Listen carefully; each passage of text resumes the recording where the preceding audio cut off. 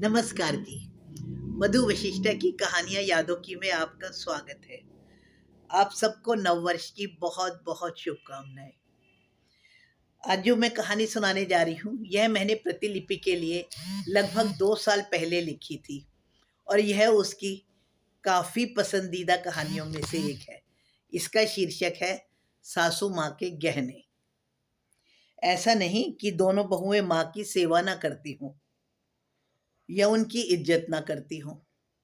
सासू माँ भी लगभग हर सप्ताह दोपहर को खाली होते ही अलमारी खोलकर अपने सारे गहने कभी धुलवाती थी, कभी ढंग से जमाती थी। उस समय दोनों बड़ी बहू जल्दी जल्दी घर का सारा काम निपटाकर गहने देखने को सासू माँ के पास बैठ जाती थी। उनके गहनों में से कभी कोई बहू उनकी बड़ी सी कमर पेटी, भारी भारी सी पायल या कानों के झुमके, कभी मांग टीका या रानी हार पहनकर खुद को निहारती रहती थी। यूं तो सासू माँ उनको कभी गहने पहनने को मना नहीं करती थी, लेकिन थोड़ी ही देर में उनसे यह सारे गहने लेकर उसी पोटली में वापस रखकर अलमारी में छिपा दिए जाते थे। गहनों को अंदर रखने के पश्चात वह यह कहना नहीं भूलती थी, यह सारे गहने मैं उस बहू को दूंगी जो भी मेरी सेवा करेगी। वैसे भी दोनों बहुएं सासू माँ की सेवा करने में कोई कसर तो नहीं छोड़ती थी। समय पर चाय, समय पर खाना, जहाँ वह बैठी होती थी वहाँ ही आ जाती थी। सिवाय बच्चों का ख्याल करने के या अपनी सहेली की मंडली में औरों की बहुओं के केस सुलझाने के अलावा सासू माँ के पास और कोई काम तो था ही नहीं। शायद उनके मन में यह ख्याल घर कर चुका था कि बहुएं उनकी सेवा सिर्फ और सिर्फ उनके गहनों के लिए ही करती हैं। इस बात में कहाँ तक सच्चाई थी कह नहीं सकते। इसी बीच उनके सबसे छोटे बेटे का रिश्ता तय हो गया और घर की सबसे छोटी बहू भी सासू माँ के सारे गहने पहने पायल छनकाती घर में आ गई। शादी में दोनों बड़ी बहुओं को भी उनके हिस्से के गहने पहनने को दिए गए। बाद में गहने तो गहने, सासू माँ का दिया हुआ चांदी का वैनिटी केस जिसमें कि कंघा, क्लिप सब चांदी की थी, वह भी वापस सासू माँ के पास में ही जमा हो गया। हालांकि छोटी बहू को अपने स्त्री धन के बारे में पूर्णतया ज्ञान था। वह काफी पढ़ी लिखी भी थी। उसने वापस देने में थोड़ी आनाकानी भी करी, लेकिन अंततः विजय तो सासू माँ की ही हुई और उसके गहने भी सासू माँ के पास जमा हो गए। वैसे भी छोटी बहू अपने मायके से भी बहुत सारे गहने लाई थी।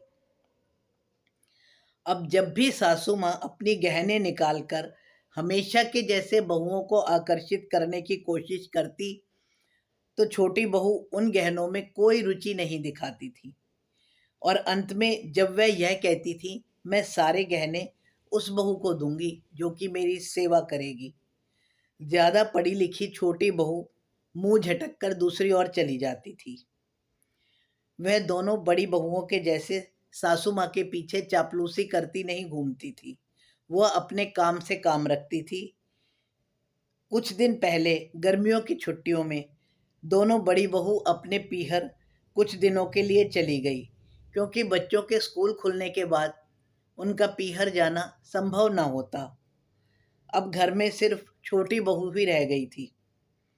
छोटी बहू भी घर को बहुत सलीके से ही चला रही थी और सासू माँ को शिकायत का एक भी मौका नहीं दे रही थी कि तभी अचानक चलते हुए सासू माँ का पैर फिसल गया और उनके पैर में मोच आ गई।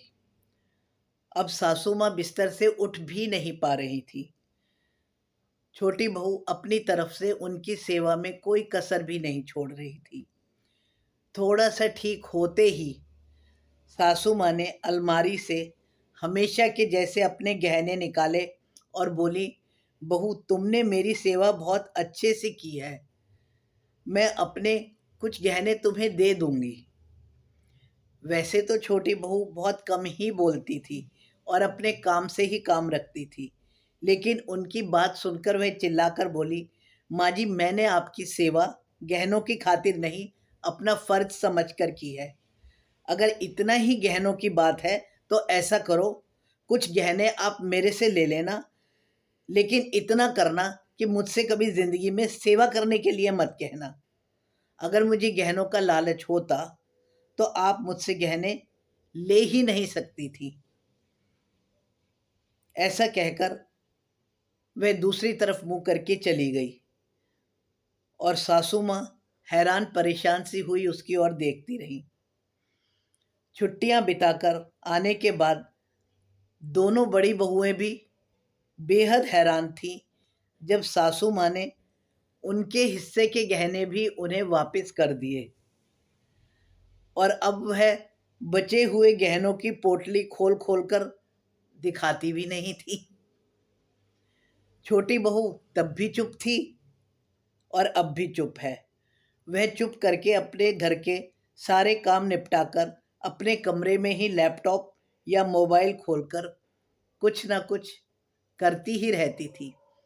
लेकिन बड़ी बहुएं अपने गहने पहनते हुए आज भी यही सोचती हैं कि ऐसा सासू माँ को हो क्या गया जो वह इतनी बदल गई।